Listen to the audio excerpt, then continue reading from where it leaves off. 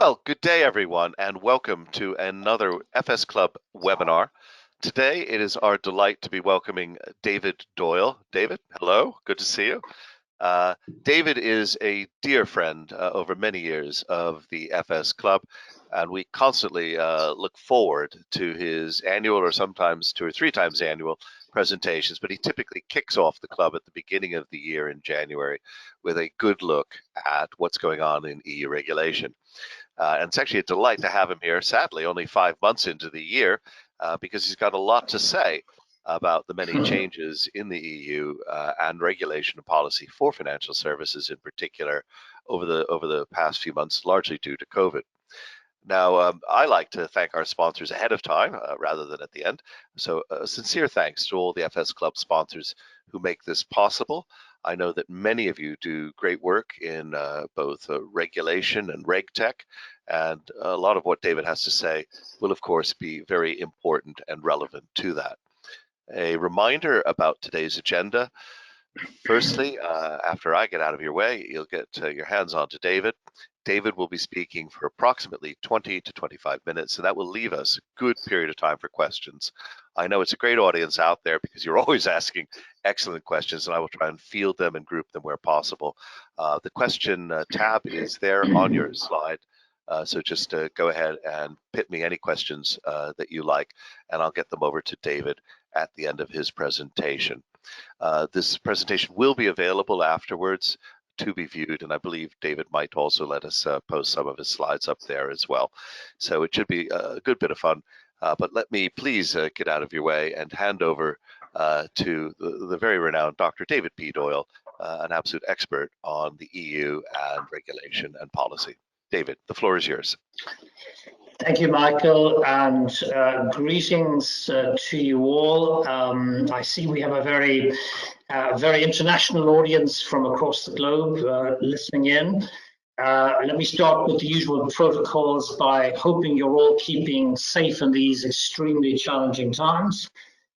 And indeed, challenging times is very much the theme of my presentation today. As we move into our second slide, you will see that the EU institutions, the Commission, the European Parliament, the 27-strong EU Council and the European Central Bank have been very assertive in terms of addressing promptly some of the major challenges facing the financial services sector as a result of this crisis. Now, it goes without saying that the key concern of the regulators is ensuring continuity of liquidity to the real economy in Europe, and that is to say to households and also to the small to medium-sized industry, but clearly even bigger industry needs reassurances that it can tap into liquidity during this very difficult period.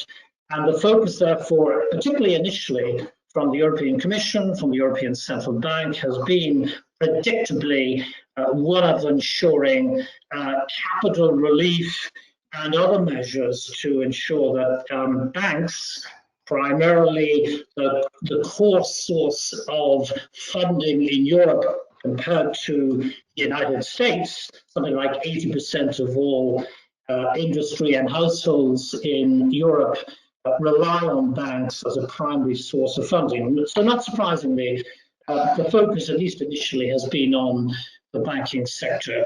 I think the general consensus is that in Brussels is that banks appear to be well capitalized. They seem to be better equipped from the liquidity point of view compared to the 2008 crisis, albeit European banks, according to the ECB, have not been as profitable as their American cousins. So that is a bit of a concern. But the other, I think, hidden part of the concerns in Brussels and indeed in Frankfurt has been the non-banking sector.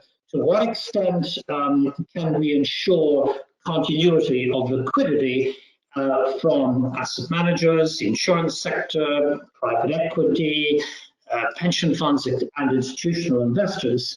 And there have been, of course, dire warnings from the European Security Markets Authority, ESMA, in Paris, even before this crisis, as to the concerns about the adequacy of liquidity and maturity mismatches in some of the funds. An interesting statistic from the regulators shows that something like 80 funds managed in Europe had to suspend their redemption policy over the month of March as a result of the crisis, representing something like, I think it's 140 billion euros, which of course is a drop in the ocean compared to the 17 plus trillion euros of funds in the European market. But nevertheless, it has provoked a number of questions from regulators, notably from ESMA and others, as to the adequacy, the ongoing adequacy of liquidity and some of the concerns about maturity mismatches in the fund space. But we'll park that to a side for the moment. Let's focus on some of the core central themes that have been running through the Brussels and Frankfurt machinery. As you can see from this slide, some of the key measures that I've highlighted include in prominence the European Commission's proposal, its so-called safety package, which is now standing at 540 billion euros, which was recently approved by the 27 EU member heads of state, 24th of April, which covers the immediate safety issues covering workers, businesses, and certain sovereign states, which will be applicable in principle from the 1st of June onwards. This will be part of the what we call the MFF, that's the multi-annual financial framework, a 7-year European Commission program, which currently stands at about 1.1 trillion euros. We're talking about expanding this in terms of the second stage, which has been at least tentatively agreed, the EU Recovery Fund, which is being prepared. We're talking about a need for something as high as 2 trillion euros, which will be needed to perhaps help some of the sovereign funds. It'll be a combination of both loans and grants to manage some of the microeconomic issues and damages that have occurred from the Covid-19 pandemic. Now, you'll have read already in the media, this latter aspect is still pending. By the 9th of May, the Commission has been given time to come up with a very detailed plan as to how this so-called potential recovery fund nearing 2 trillion euros, how it's going to be financed, and more importantly, how it's going to be dispersed. There's already a very strong, sometimes hectic north-south divide in Europe between the northern EU states that do not want to provide funding through grants or any further debt-related instruments, given that they argue that some member states like Italy already have huge levels of debt that they have to deal with, well in excess of 100% of their GDP. So some of this may have to come in the form of grants. But clearly, the negotiations are going to be critical in terms of dealing with the future, what I call the microeconomic issues. I will know more on the 9th of May, and certainly over the summer we will have some form, I believe, of recovery plan in place.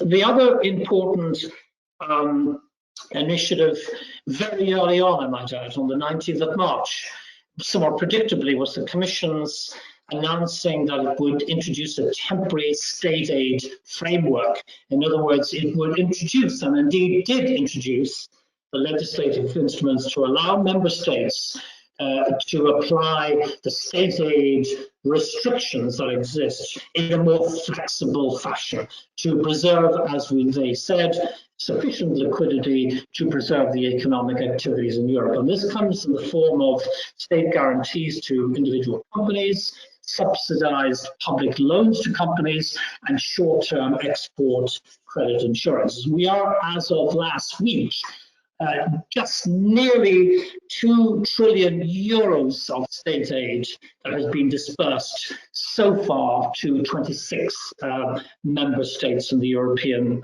Union. Then, of course, the European Parliament, who clearly has a continuing role in approving any amendments to existing EU legislation in terms of capital relief, in terms of amending important legislative packages to help industry, particularly the banks, to continue funding the real economy. The European Parliament has already called for, on numerous occasions, much more ambitious EU recovery instruments.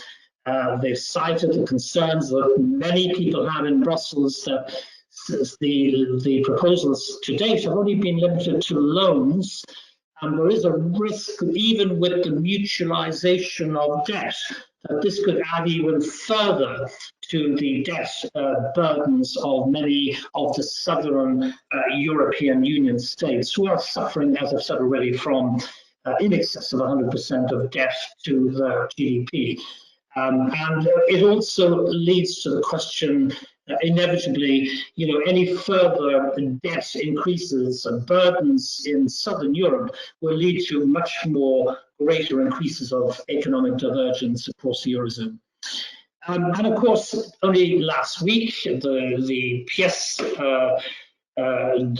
d'entrée, as it were, was the pièce de résistance, was the Commission's announcing its long-awaited temporary capital relief for EU banks in Europe. In other words, there is a policy, there is a framework which has been put in place to amend the existing capital requirements directive and the regulation, particularly in relation to leverage ratios, the loan loss provisions, the SME supporting factor, and importantly, the just recently announced IFRS 9 in terms of expected credit loss. And of course, sulfur capital deductions. Now, all of these very helpful Commission amendments await a critical approval procedure, as is foreseen under the EU treaties, from the European Council and the European Parliament.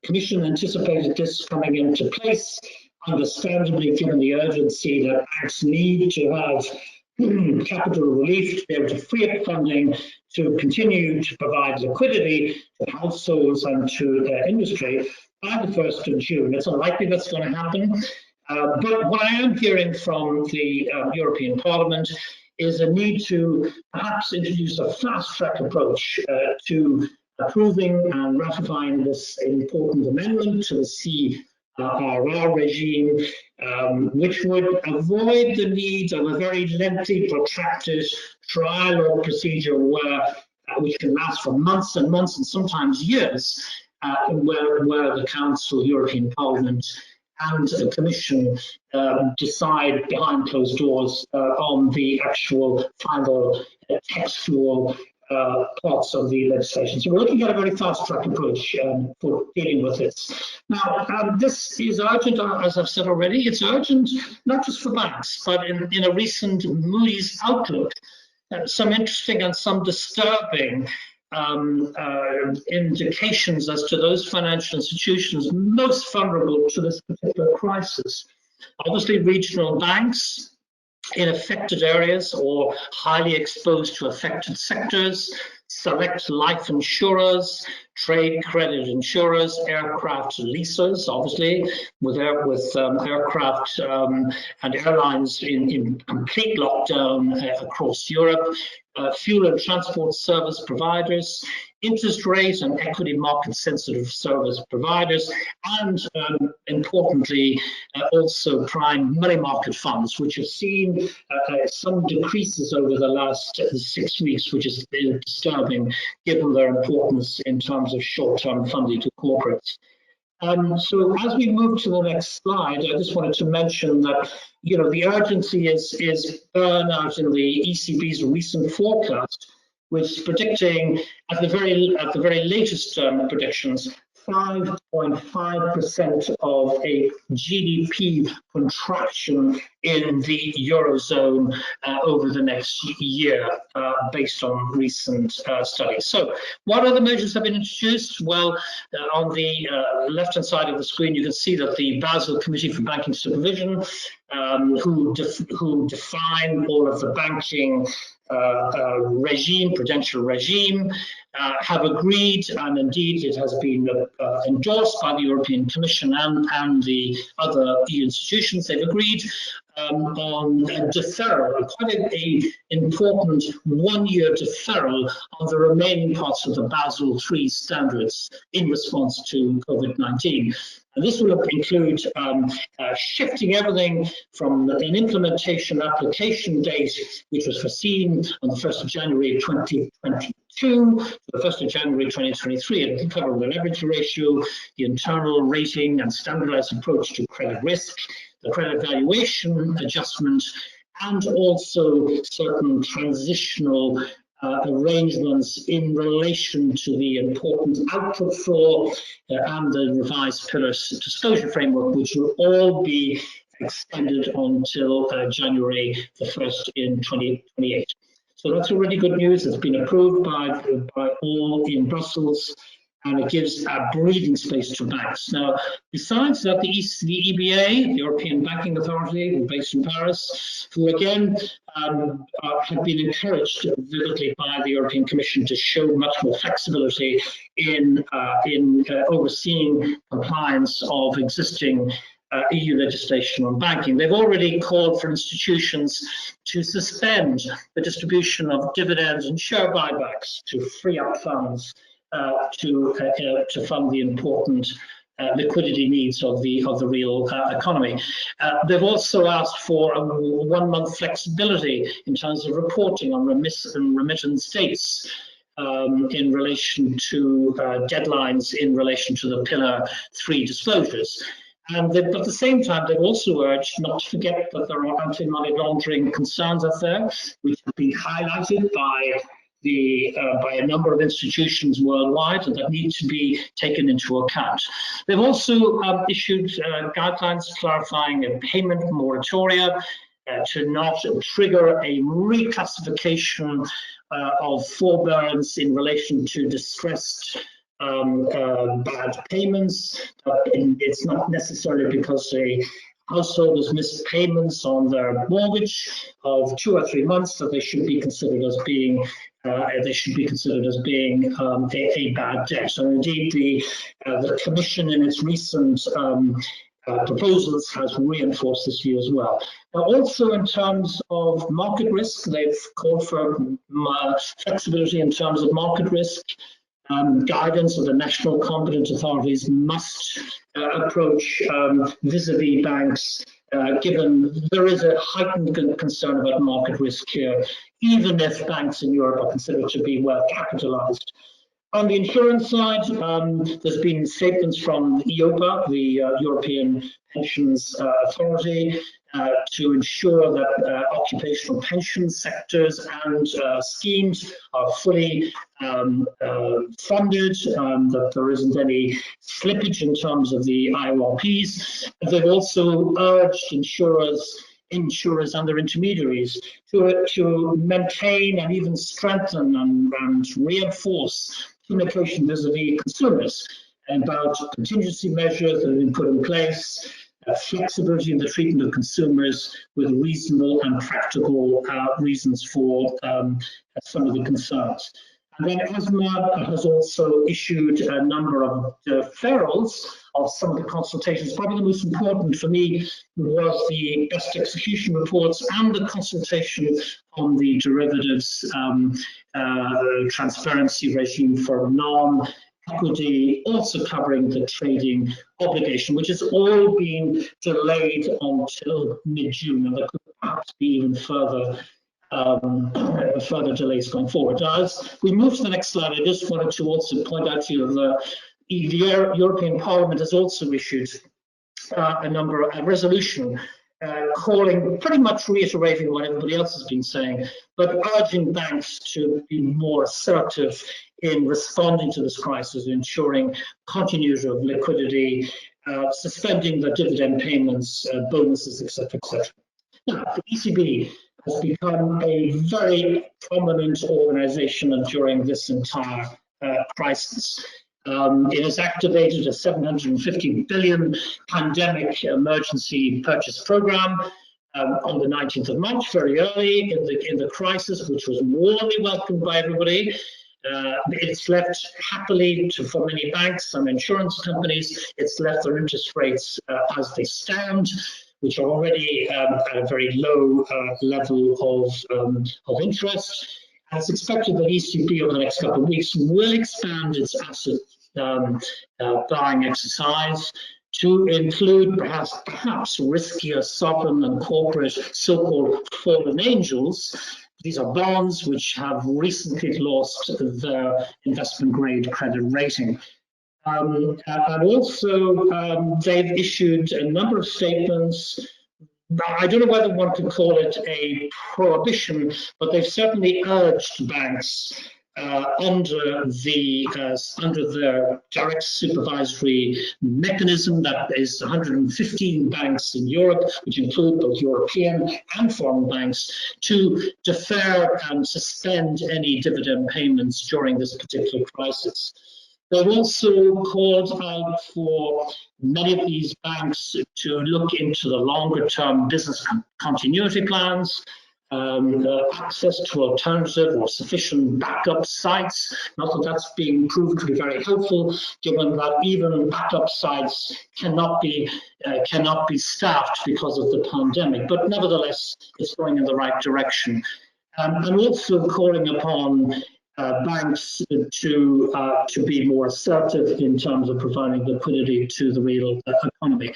Then on the 20th of March, they issued a very important statement on flexibility on prudential treatment of loans, classification of debtors that are unlikely to pay when banks call upon public guarantees, and asking the national competent authorities to show a greater degree of flexibility on banks' current plans to reduce the non-performing loans which have now been agreed upon. At the moment, the non-performing loans in Europe, as you can see from the right-hand side here, stand at 506 billion euros this year, which is around about 3.2% of the total loan books. This is a massive deduction and reduction in terms of non-performing loans, but nevertheless, the ECB is pleading with the national competent authorities to show more flexibility in this respect.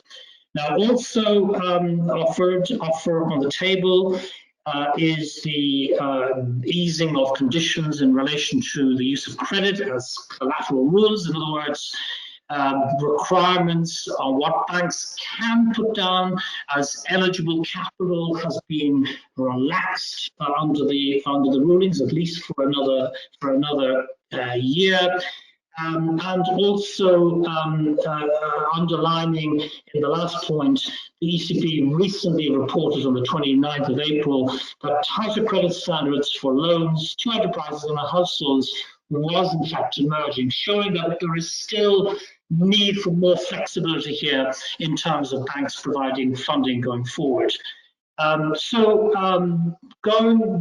forward to our next slide, you can see that the prognosis, back up if I may, to perhaps slide number 2, which I overlooked in my haste. Yes, this is my last point. I wanted to point out the prognosis of the situation as we stand.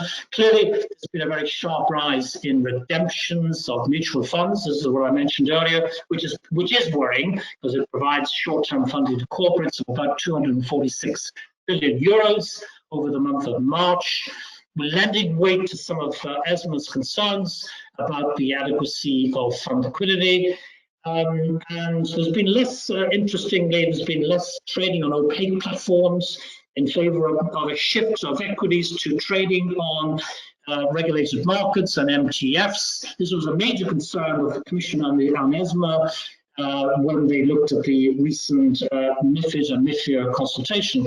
But I think the main concern going forward is the recent IMF global financial stability outlook, where it did point out some rather grim news here about the seriousness of the stability of the global system in the face of, and I quote, especially asset managers entering the COVID-19 crisis with higher leverage, maturity and liquidity mismatches, which could lead to, in the view of the IMF, a credit crunch for the non-financial borrowers.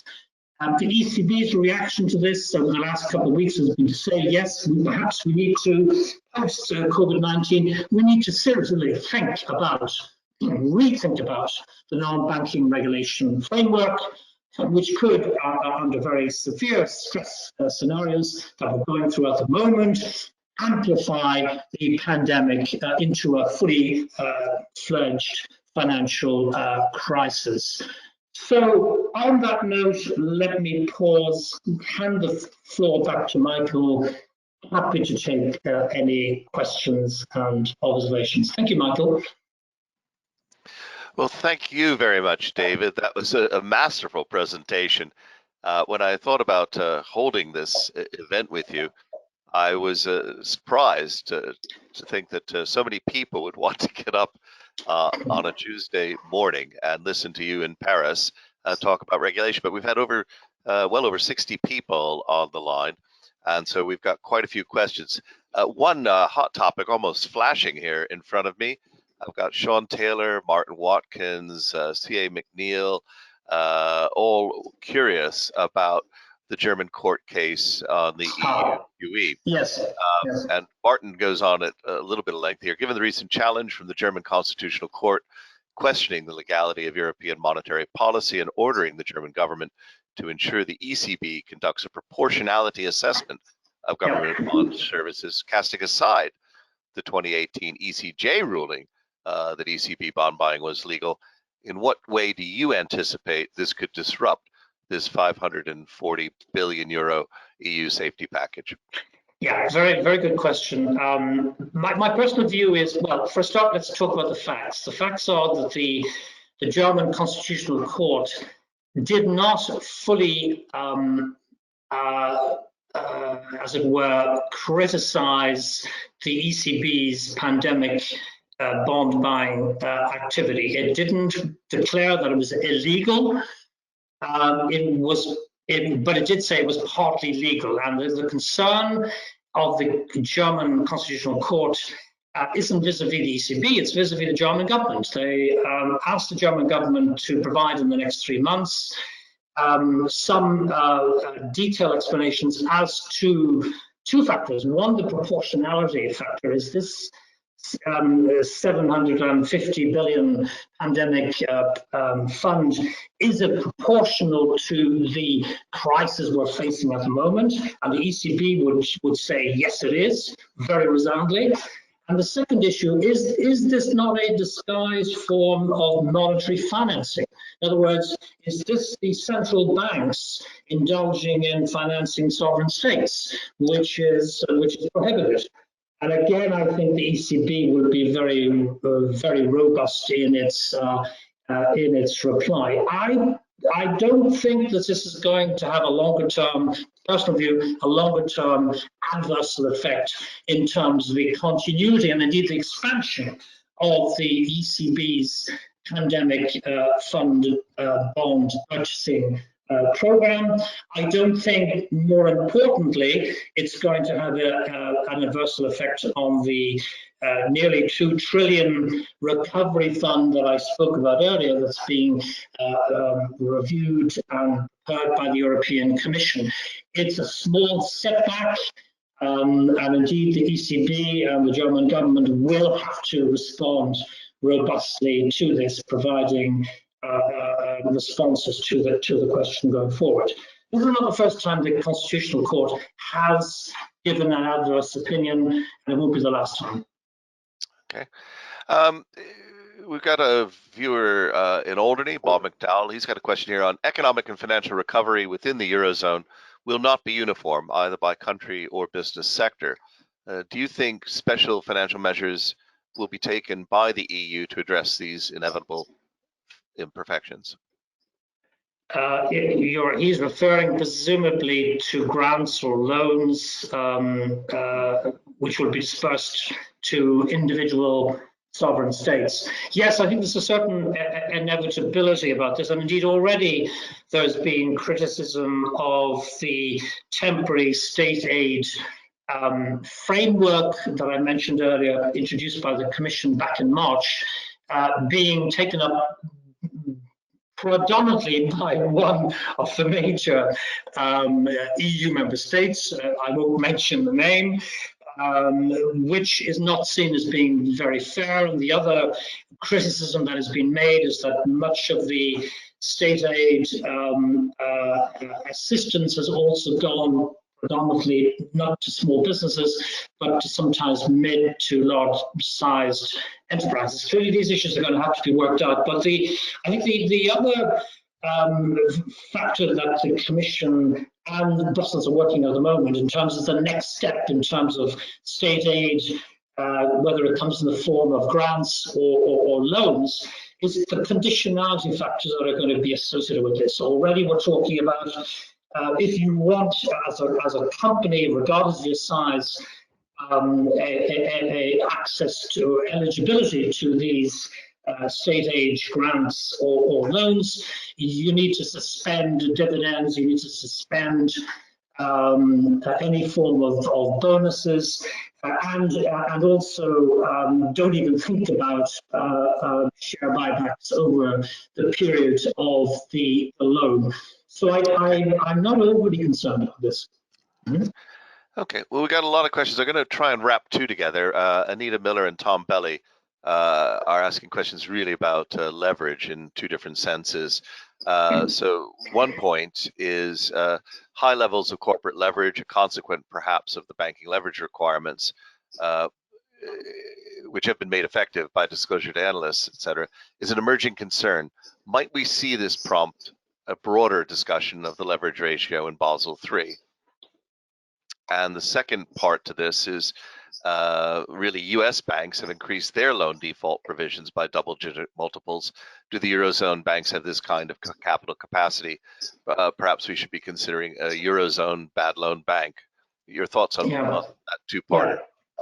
Yeah, on the Eurozone bad bank, which was proposed a couple of weeks ago by the ECB, my sense is that there's little appetite at the moment in Brussels circles for this type of structure, primarily because of the bank recovery and resolution regime, which must be deployed first by failing banks or banks that are likely to fail before any other form of assistance can be provided. So because of the bank recovery resolution regime, that has to be deployed in priority before any bad bank or other solution can be envisaged. So I think there's a major if you like, legislative and regulatory issue there that has to be addressed, and right now that's not on the cards.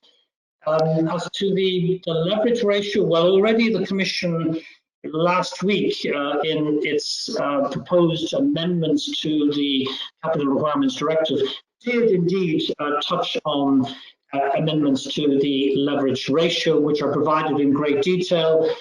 As to whether this will go further, I think we will have to wait until we hear more from the European Parliament and the Council, who should be starting the review of this package sometime perhaps next week. I believe it's the 13th of May, and they may indeed decide, member state level and at MEP level to provide perhaps more generous interpretation of the leverage ratio, perhaps for to facilitate the liquidity dispensing role on small to medium-sized banks, which are always seen as being more vulnerable. Beyond that, I'm not sure I can comment any further.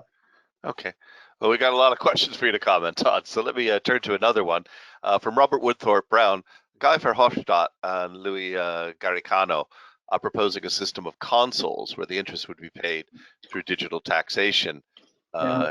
Robert believes this might avoid the mutualization bugbear. Do you think this will fly? What are your thoughts on it? Yeah, well, we've been through this debate multiple occasions over the last, 5 years with the financial transaction tax. There have been recent attempts again to revive this, and again, it has failed to secure sufficient support from member states.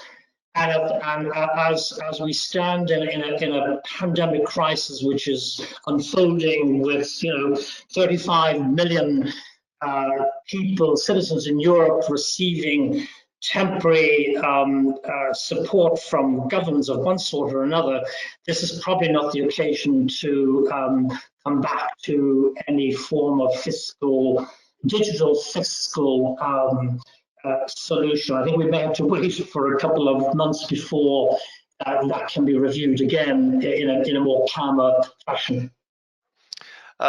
Martin Watkins, these are questions with just short answers, if you don't mind. Has the Capital Market Union initiative been drop kicked into the mid-2030s? No, if anything, it's gained more prominence as a result of this, and it will probably kickstart MEPs and the council members, particularly those council members that have been very reluctant to buy into this capital markets union because of the nature of the legal systems on mainland Europe. But two or three areas that I think will certainly be revived. One is securitization and re-securitization. I see that being prominent. And the other issue that failed to receive any support late last year was the notion of creating a centralized trading platform for securities. In other words, where a bank or a company could trade through a single trading platform based on a single set of unambiguous rules. Unfortunately, that didn't go through, and this is sort of the sort of thing I think we will have to come back to once the pandemic has moved on. Well, sort of related to that, how is the EU27 thinking developing in respect of euro-denominated clearing? Martin, I think, saw that coming. Sorry, in relation to? Euro-denominated clearing. Euro-denominated clearing. Again, this is being put on hold pending the pandemic. I think we're waiting for ESMA to give its views on this, but I don't think at the moment, given the other priorities on the table, this is going to get any attention for the immediate future. And do you think, given this COVID crisis, could we expect DG FISMA to grant another extension of equivalent status to the UK CCPs and CSD? I don't want to speculate. I mean, the DG FISMA, in my conversations with them, have been incredibly supportive in recognizing the importance of the London clearinghouse facilities, through which, 80%, if not more, of euro-denominated derivatives are cleared. And I think there is a healthy recognition that any disruption to a particular flow could have financial instability implications. So my guess would be yes, if there is a need for the Commission to take further action, I think they will do so in the next couple of weeks. Okay. And just before we close, a couple of short speculations are in order, if you don't mind.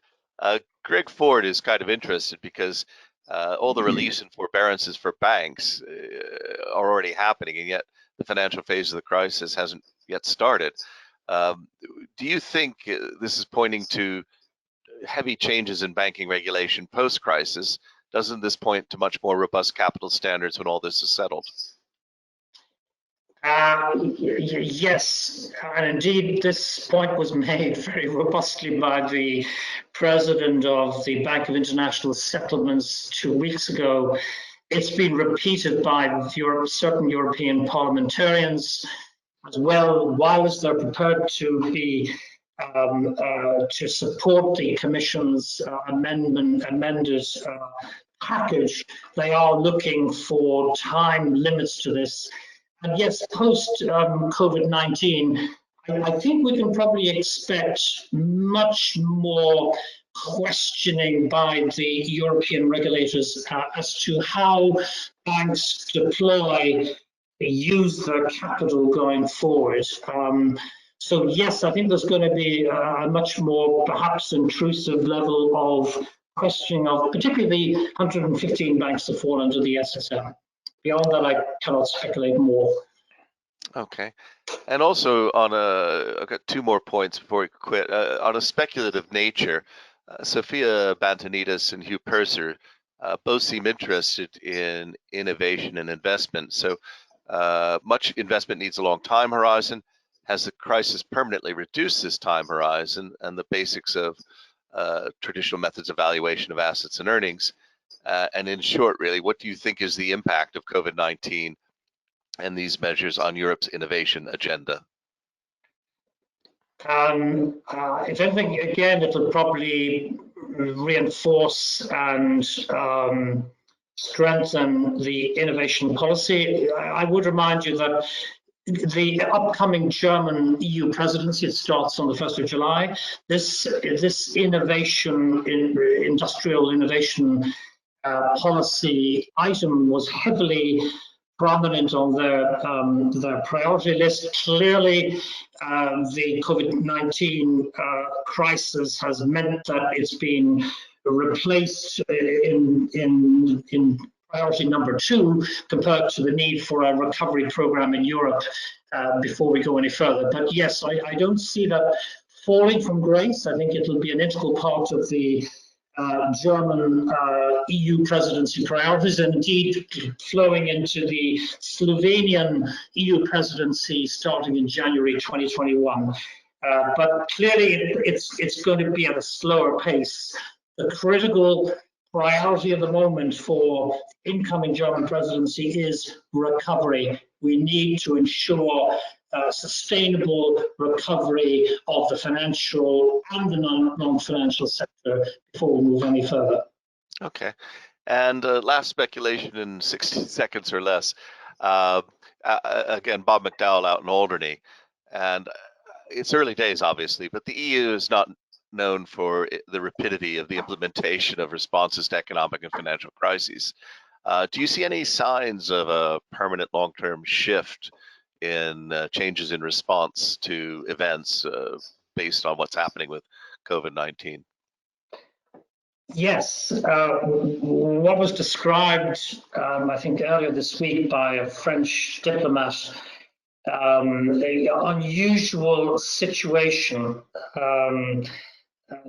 situation unique was the way he put it, and he was referring to the rapidity and the efficiency with which the Council and the European Parliament shifted to virtual meetings and making decisions by circulation. It's worked remarkably well, and it's helped to, I think, accelerate the pace of decision making. So going forward, yes, I think there will be a healthy respect for what was a COVID-19 driven reaction, that there was a need to continue business as usual in the EU institutions, and it will continue across in a virtual fashion going forward.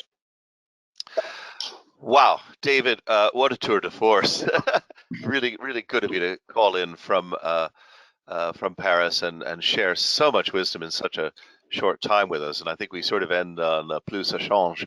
We're seeing change, and the speed of change is increasing at an EU level, which I think is absolutely fascinating. Folks, we are full of webinars, as you know, so please do have a look. There's a full program now running well into July.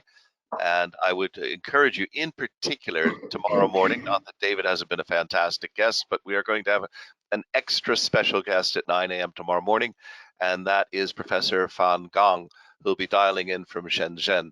Now, for those of you who don't know, Professor Fan Gong is doing an extremely rare appearance. He sits on the Monetary Policy Committee of China, and it's a very, very rare opportunity to hear directly from China what they're doing, particularly as they're looking at post-COVID, as they're moving into it ahead of most other nations, if not all. So if I could, I'd just like to join the audience, if I might, David, in thanking you virtually for a truly masterful performance. And we would really dearly love to have you back as soon as possible. And may I also thank all of the audience members out there for your comments and contributions. We had a lot of questions, more than we could possibly take, but it's been great to have you online, and hope to be listening with you in the very near future. Thank you all.